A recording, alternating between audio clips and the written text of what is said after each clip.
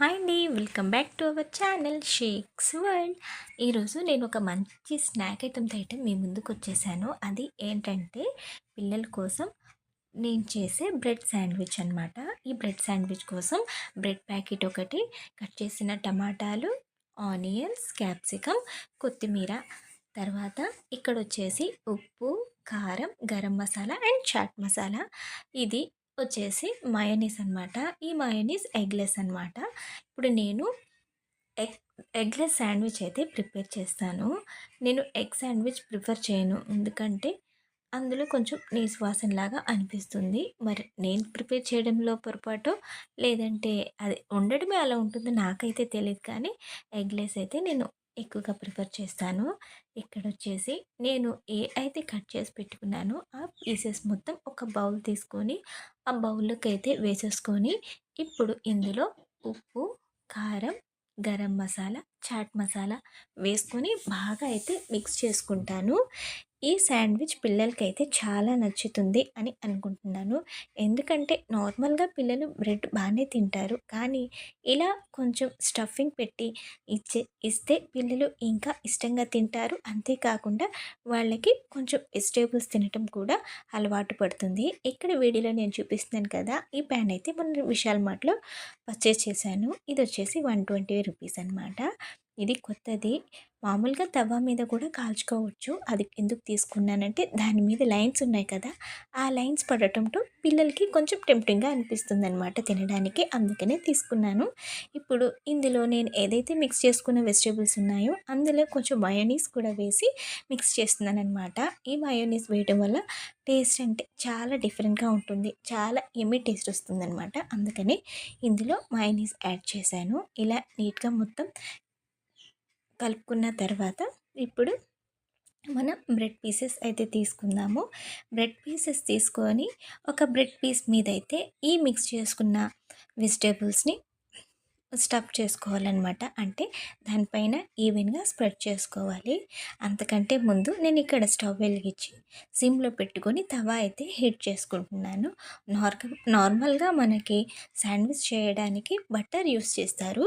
కానీ ఇక్కడ నేను బటర్ యూస్ చేయట్లేదు. ఎందుకంటే పిల్లలకి హెల్త్‌కి చాలా మంచిది కదా! అందుకని ఘీ అయితే యూస్ చేస్తున్నాను.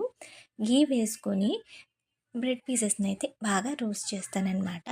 ఇక్కడ తవా అయితే హీట్ ఎక్కుతుంది. ఇంకో పక్కన నేను ఏదైతే వెజిటేబుల్స్ మిక్స్ చేసి పెట్టుకున్నానో ఈ వెజిటేబుల్ మిక్స్చర్ని బ్రెడ్ పైన అయితే ఇలా స్ప్రెడ్ చేసుకుంటున్నాను.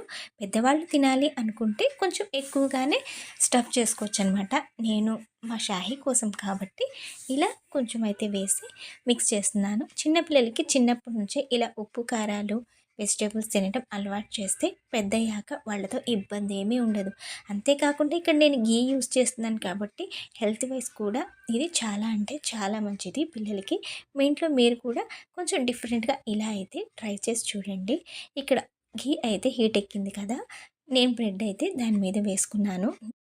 మనం ఇలా బ్రెడ్ బాగా రోస్ట్ చేసుకునేటప్పుడు హీట్‌ని అయితే లో ఫ్లేమ్‌లో పెట్టుకోవాలి. ఎందుకంటే మనం ఓవర్ హీట్ పెట్టామనుకోండి హై ఫ్లేమ్‌లో ఉండడం వలన బ్రెడ్ తొందరగా మాడిపోతుంది. అలా కాకుండా ఇలా సిమ్‌లో పెట్టుకొని కాల్చుకుంటే చక్కగా లోపల వరకు అయితే కుక్ అవుతుంది. ఇలా 2 సైడ్స్ ఫ్లిప్ చేసుకుంటూ నీట్‌గా అయితే కొంచెం ఘీ యాడ్ చేసుకుంటూ ఫ్రై చేసుకుందాము. ఇంకేముందండి, పిల్లల కోసం చాలా అంటే చాలా టేస్టీగా ఉండి శాండ్విచ్ అయితే రెడీ అవుతుంది. మీరు కూడా ఇలా డిఫరెంట్‌గా మీ పిల్లలకి ఒకసారి ట్రై చేయండి.